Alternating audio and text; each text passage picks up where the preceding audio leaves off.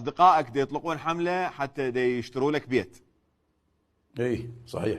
فاحنا بالبرنامج بالنسبه لنا راح نتبرع انه بجزء من المبلغ للبيت. انا وايضا اتصلت خير بالنسبه لي، انا ما محتاج انا بيت ومحتاج، انا محتاج هذه الشيء، اهم شيء يعني عيني يا مطقوق بي، انا قاعد وياك هسه انا وقاعد على هذا البرنامج.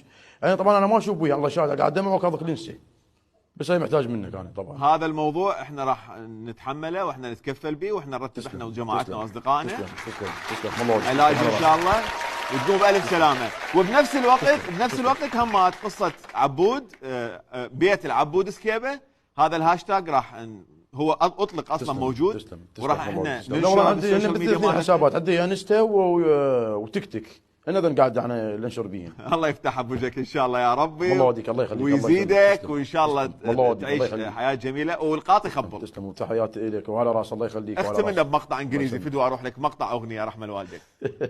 انت تقول اقوى، ليش ما سمعني انت؟ ليش ما سمعنا انت احسن؟ انا وياك يلا جاهز؟ I love you when you used to roll.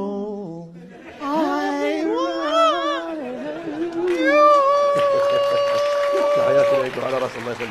شكرا عبود سكيبه، شرفتنا حبيب قلب الورد، انت على راسي. تحياتي لك، تحياتي للكادر مالك. شكرا عبود سكيبه.